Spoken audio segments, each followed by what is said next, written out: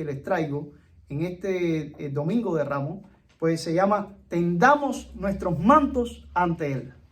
Tendamos nuestros mantos ante Él. Por eso hice énfasis en el verso número 8 que dice, también muchos tendían sus mantos por el camino y otros, tal vez esos otros, eran los que no tenían un manto que poner delante de Él, porque eran los más pobres. Pero aún esos pobres buscaron algo para tender en el camino. ¿Y qué fue? Bueno, tendían ramas en el camino que cortaban de los árboles. Y por eso, bueno, algunos acostumbran en estos días, recordando esto, pues tener también alguna de estas ramitas, ¿verdad? No se asusten que no es para dar, sino no es el látigo, porque recuerden que después de esto, Jesús fue al templo y entonces tomó el látigo porque sentía una ira santa y muy justa, porque resulta que el templo de Dios que había sido mandado a hacer para ofrecer gloria y honra a Dios, se había convertido en lo que Jesús definió muy bien, una cueva de ladrones. Pero esto era la entrada triunfal, que fue diferente, ¿no? Y esa gran multitud le recibió, pero a mí siempre cada año en esta fecha trato de meditar en un detalle diferente. Esta vez, releyendo el texto, la frase que más tocó mi corazón fue esa frase donde dice, tendían sus mantos por el camino. Eso de tender los mantos, obviamente habla de rendir gloria, rendir pleitesía, ofrecer adoración. Esas personas, el manto, pues se supone que era una posesión personal, ¿verdad? Y obviamente entonces era un artículo material de la persona, y el hecho de tú quitártelo y tirarlo en el camino para que el Señor montado en el burrito, en el pollino, pasase sobre él, significaba un acto de adoración, un acto de reconocimiento de que Él es el Rey, ¿verdad? Y por eso esa frase tocó mi corazón y hoy quiero abordar acerca de esa frase, porque hoy tú y yo, no quiere decir que tengamos que quitarnos los sacos ahora y tirarlos literalmente, aunque si tuviéramos que hacerlo porque Él volviera a entrar, lo haríamos, pero significa que tú y yo tenemos que rendir nuestras vidas a Él. Ofrecer, como dice Romanos capítulo 12, nuestros cuerpos en sacrificio santo y agradable a Él, porque es nuestro culto racional. Quisiera ver algunos detalles entonces relacionados con esas personas que tendían sus mantos por el camino. Y quiero aquí hablar algunas cuestiones que tienen que ver con el hecho en sí de la entrada triunfal de Jesús a Jerusalén. Primeramente, un detalle de tipo bíblico curioso entre los evangelios, porque ustedes saben que tenemos 3 evangelios que son llamados evangelios paralelos o sinópticos. Paralelo, ustedes saben, las líneas paralelas que son muy parecidos. Es el caso de Mateo, Marcos y Lucas. Por eso ustedes se dan cuenta que hay tantas historias repetidas entre Mateo, Marcos y Lucas. Claro, siempre hay alguno que aporta algún detalle. Siempre hay alguno que te dice algún detalle. Por ejemplo, si ustedes se dan cuenta, y es algo muy interesante, la entrada triunfal es una de las historias que se encuentra, sin embargo, en los 4 evangelios. Porque hay historias que solamente o te las encuentras en los 3 evangelios sinópticos o te las encuentras en Juan, que es el evangelio que no es paralelo, que es el evangelio diferente. Por ejemplo, la historia de la Santa Cena, que la semana próxima tendremos Santa Cena nosotros también. La Santa Cena te la encuentras en los evangelios sinópticos o paralelos, Mateo, Marcos y Lucas. Sin embargo, no te la encuentras en Juan. ¿Pero qué te encuentras en Juan? Juan te cuenta lo que no te contaron, los paralelos. Juan te cuenta el lavado de los pies que Jesús hizo aquella misma noche. Ese lavado de los pies no te lo encuentras en los evangelios paralelos. Sin embargo, llama la atención que la entrada triunfal de Jesús a Jerusalén está en los 4 evangelios. Y cada cual te da algún detalle. Esto te demuestra la importancia de esta entrada triunfal. Pero especialmente teniendo en cuenta, mis hermanos, que hay un detalle muy sutil que a algunos no les pasa desapercibido, y aquellos que andan siempre tratando de encontrar contradicciones en la Biblia, pues entonces pretenden que esto sea una contradicción. Y lamentablemente aquellas personas que a veces andan buscando contradicciones en la Biblia son más estudiosos de la Biblia que nosotros, para encontrar fallas que no existen, pero estudian para eso. Qué lamentable que alguien estudie la Biblia con ese propósito, pero lo interesante es que a veces estudian más que nosotros la Biblia, y eso debería avergonzarnos. A algunos les ha llamado la atención que en los evangelios paralelos, en este caso este evangelio que estamos viendo hoy de Marcos y Mateo y Lucas, pues Jesús entra una sola vez a Jerusalén. O sea, estamos hablando de su ministerio público. No estamos contando su infancia, porque si contamos la infancia, recuerden que los padres le llevaron siendo un bebecito, ¿verdad? Para ofrecer una tórtola y 2 palominos, ¿se acuerdan? Porque eran pobres y no podían ofrecer cordero. Y la Biblia, la ley daba la oportunidad para los que eran más pobres, que no podían ofrecer los sacrificios de ovejas y corderos, ofrecer tórtolas y palominos. Allí Jesús fue a Jerusalén, siendo un bebé. Pero estamos hablando del ministerio público de Jesús. Si tú lees Mateo, Marcos y Lucas, Jesús viene como en un viaje, saliendo de su Nazaret, en un único viaje, donde él se va desplazando y desplazando, hasta llegar a Jerusalén en esta ocasión, cuando le reciben triunfalmente. Esa es la idea que tú te llevas cuando tú te lees nada más los sinópticos. Sin embargo, cuando tú te lees el Evangelio de Juan, tú vas a ver que Juan narra, el Evangelio diferente, varias entradas de Jesús a Jerusalén. O sea que Jesús era un provinciano, porque pertenecía a los Galileos, ¿verdad? Era de Nazaret. Jesús sí entró otras veces a Jerusalén, algunas de esas veces escondido. Recuerden que una de las veces que narra Juan, Jesús entra escondido, que a él le preguntan, ¿vas a ir a la fiesta? Y él no dice que va a ir a la fiesta. No es que mintiera, sino que de acuerdo a los propósitos de Dios, no convenía que se supiera que él fuera a la fiesta. Y allí él fue una de las tantas veces que entra y sale. O sea que según el Evangelio de Juan, él entra y sale varias veces a Jerusalén. Lo cual no es extraño, porque yo sé que todos nosotros estamos deseosos de poder hacer un viaje a Jerusalén. ¿Cuántos se suman? Mira, todos han levantado la mano. Y ninguno ha ido, ¿verdad? ¿Alguien ha ido acá? Ninguno de los que estamos aquí ha ido. Yo tampoco he ido. Sería un deseo ir.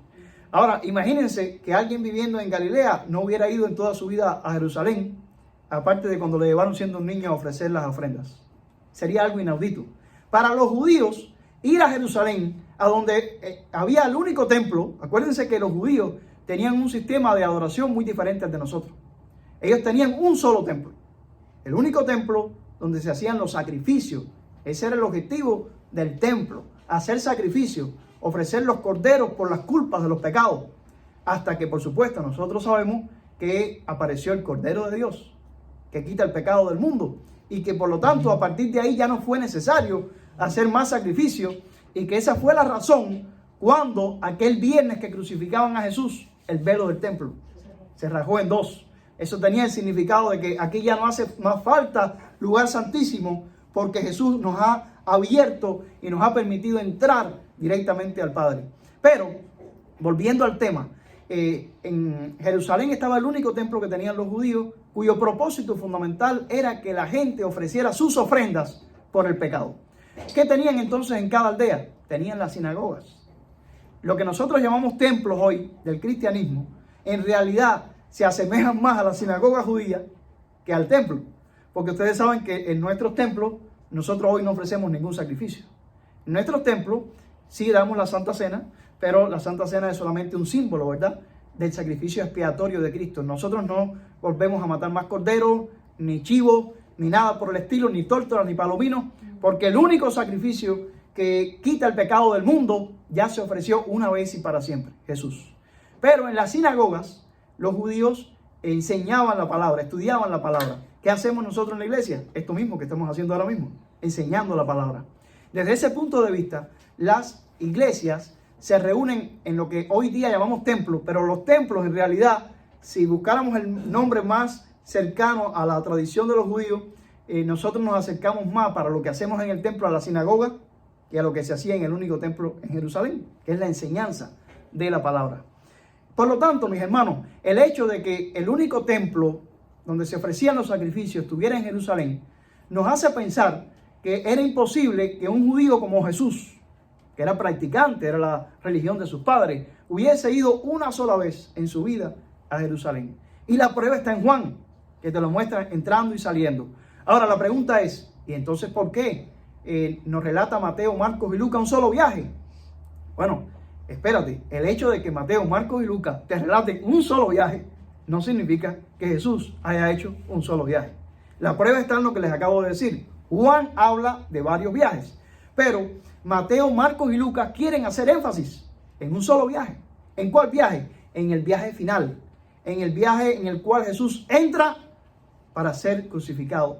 Ese es el propósito de Mateo, Marcos y Lucas. Sin embargo, Juan tiene también otros propósitos. Recuerden que Juan muestra a un Jesús que constantemente está en discusión con los judíos.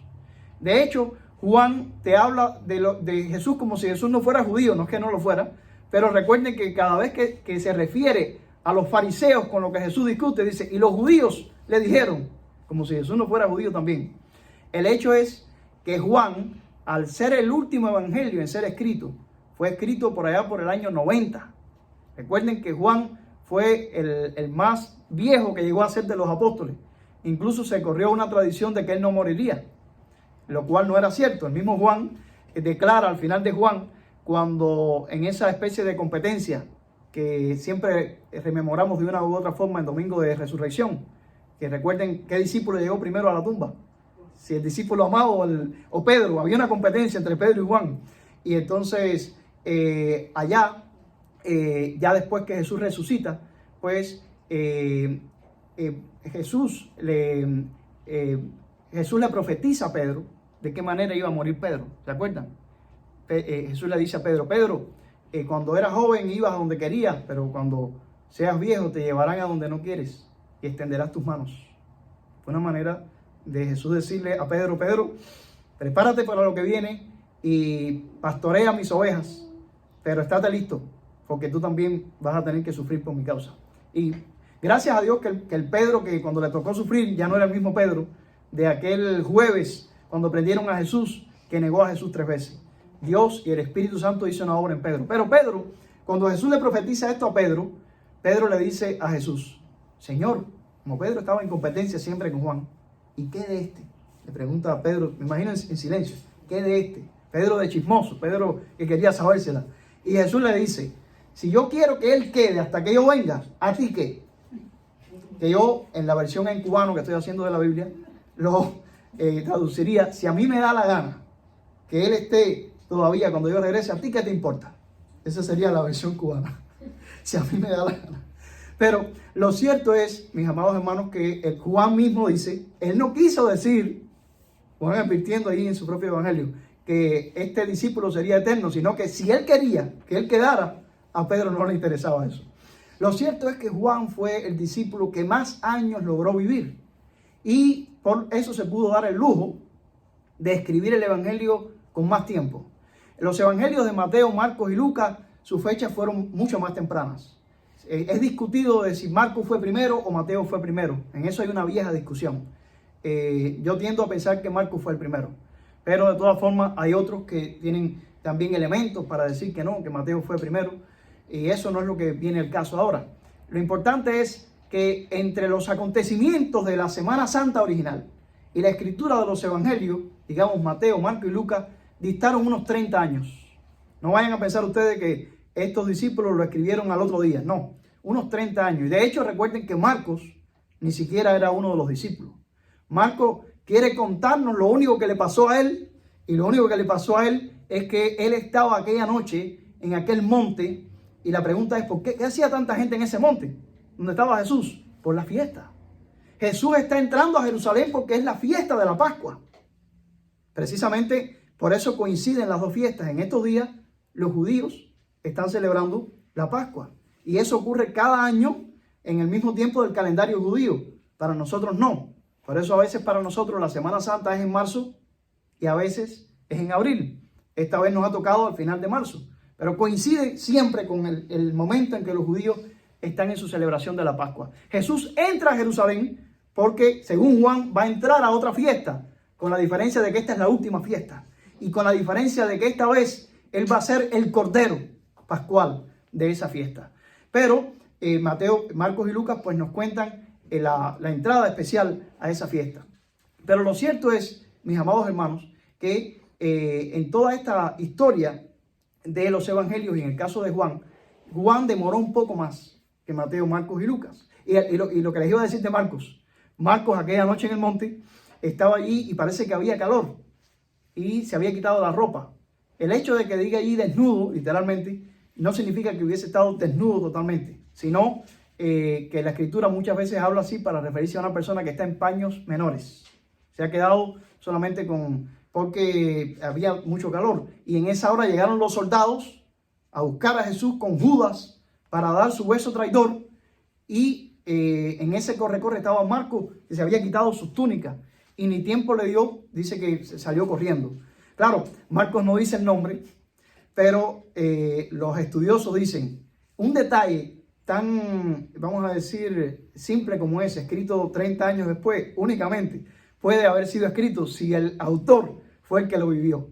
Y claro, no dice que fue él, por una cuestión de hablar en tercera persona. Ahora bien, Juan está escribiendo mucho más tiempo después. Juan, a diferencia de Mateo, Marcos y Lucas, está escribiendo 60 años después, en los años 90. Y hay que entender que los escritores bíblicos, inspirados por el Espíritu Santo, están escribiendo tanto de lo que están contando en el pasado como de lo que está pasando en el presente. Cualquier libro que se escriba que hable de una historia pasada, va a hablar de la historia pasada, pero va a estar usando esa historia pasada para hablar también a la situación presente. Yo lo estoy haciendo ahora. Yo estoy predicando a ustedes ahora de la entrada triunfal de Jesús a Jerusalén. ¿Para qué? Para traerla a nuestros días.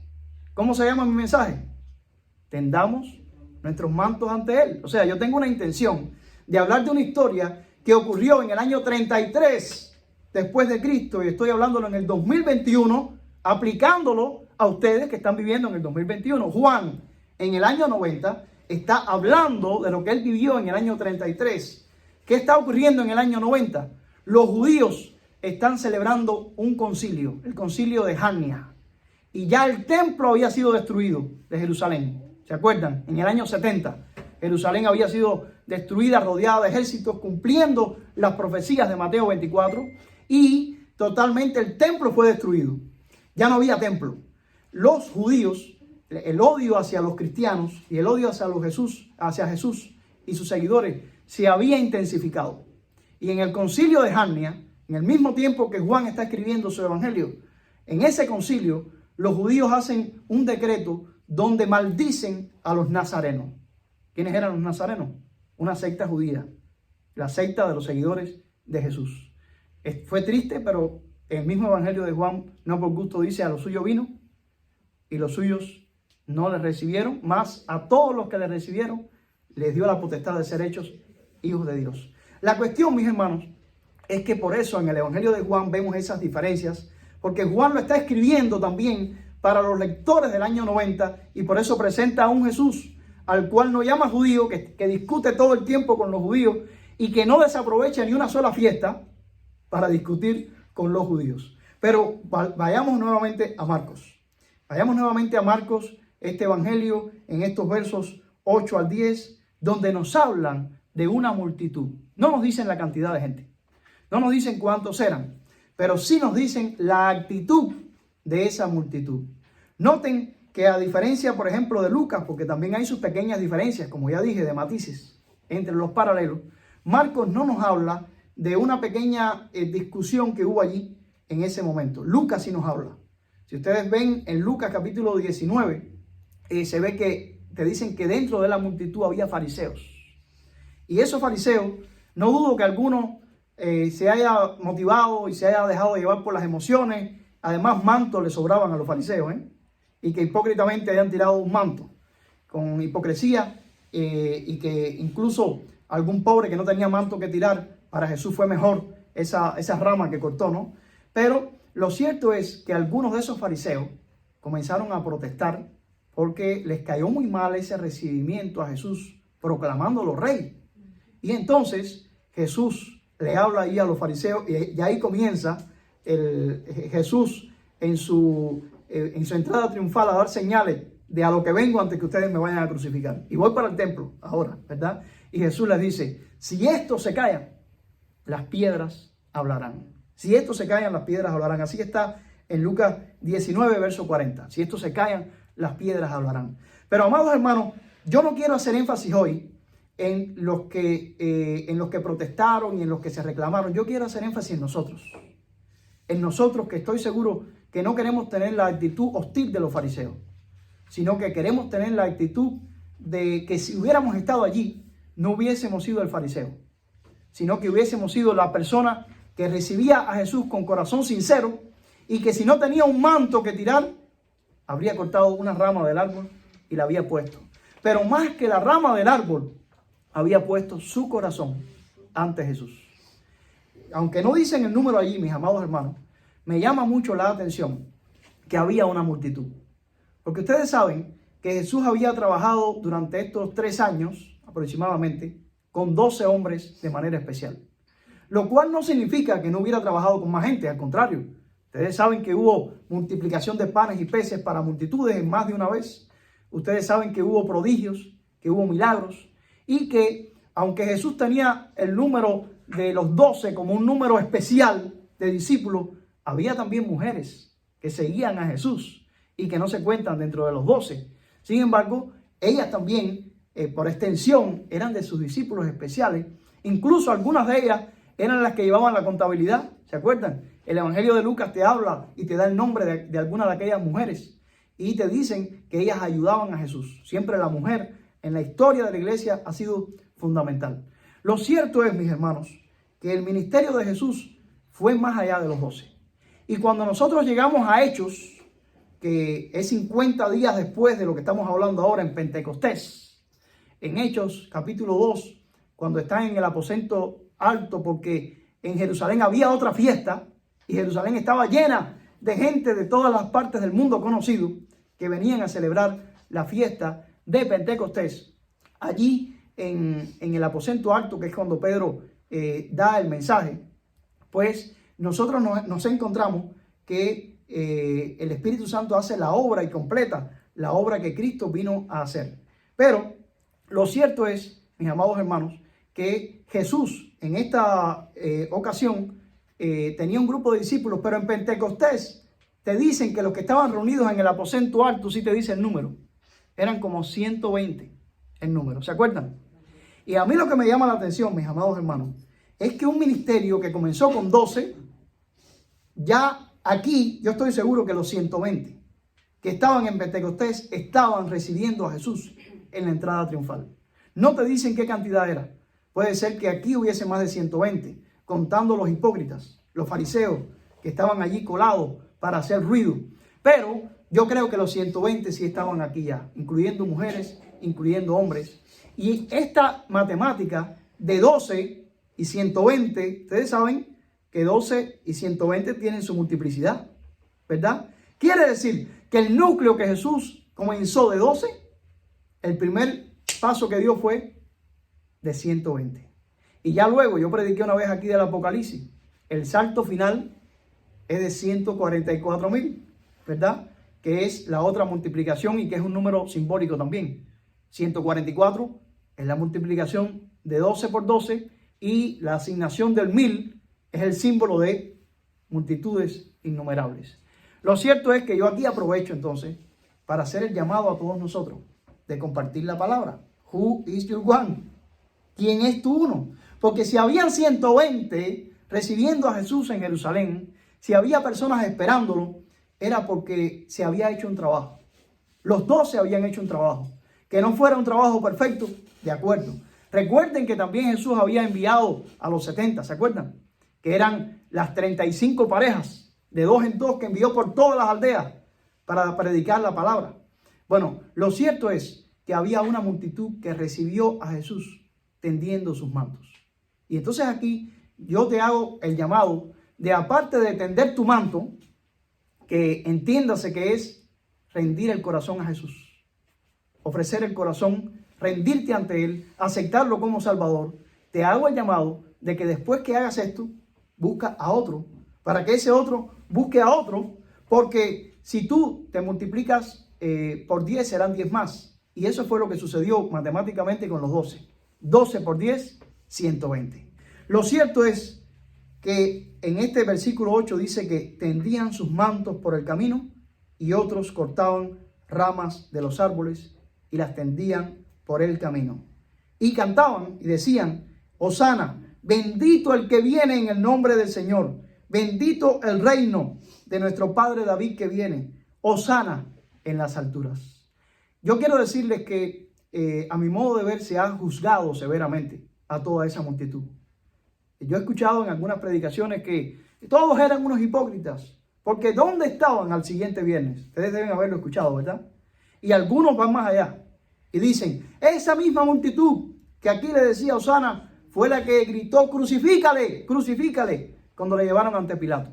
Yo quiero aquí ser abogado del diablo, perdonen que hable así, pero no creo en realidad que toda esa multitud que gritaba aquí Hosana haya tenido un cambio para mal tan grande en tan pocos días. Yo lo que sí achaco a toda la multitud es el temor, es el miedo, empezando por Pedro, ¿verdad? Pedro, que era el que decía, aunque todos te fallen, yo no te dejaré. Sin embargo, Jesús le dijo, Pedro, mejor no hable, tranquilo.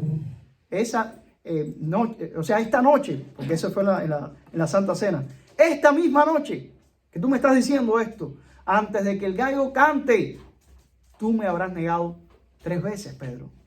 O sea, ¿qué podemos achacar a la multitud? Miedo, temor. Podemos decir incluso que las mujeres fueron más valientes que los hombres. Acuérdense que allí hasta la cruz, los que llegaron fueron el grupo más valiente de las mujeres, incluyendo a María, la madre de Jesús.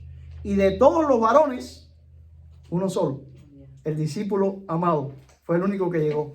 Pero, o sea que si de algo podemos juzgar a toda la multitud que recibió a Jesús diciendo Hosana, es de miedo, es de temor. Y tampoco lo juzguemos muy severamente, porque tú y yo no somos muy diferentes, en el sentido de que nuestra naturaleza es la misma. Yo prefiero ni pensar en qué posición habría estado yo si yo habría estado allí en esa historia. Como dice una canción, ¿verdad? De Jesús Adrián Romero, ¿no? Si hubiera estado allí, a lo mejor hubiera sido yo el que clavó sus clavos. Así que no voy a estar juzgando a la multitud de los que lo recibió. Porque lo que sí iba a ocurrir, fuera como fuera, es que Jesús iba a quedar solo. Porque estaba profetizado. Y porque tenía que cumplirse que Él ofreciera su vida por nosotros para salvarnos. Y que hasta Pedro, que se las daba de más valiente, tuviera que negar a Jesús y hasta maldecir para que lo confundieran con los que no eran discípulos. Lo cierto es, mis hermanos, que no quiero juzgar severamente a aquella multitud al punto de decir lo que algunos dicen de que eran los mismos que gritaban crucifícale. No lo creo. Los que gritaban crucifícale eran los fariseos hipócritas que querían callar a la multitud sincera. Eso sí. Pero la multitud sincera que conocía a Jesús, que tendía sus mantos de corazón, no fue la misma que gritó crucifícale. Esa multitud en todo caso estaba escondida, estaba huyendo, estaba perdida, estaba como los discípulos de Maús, ¿verdad? Que se corrieron por allá lejos para que no los vieran y que cuando Jesús se aparece con ellos caminando en el camino, resucitado, no lo reconocían. Hasta que Jesús se sentó y partió el pan de la única manera que lo hacía Él y que podía hacerlo Él.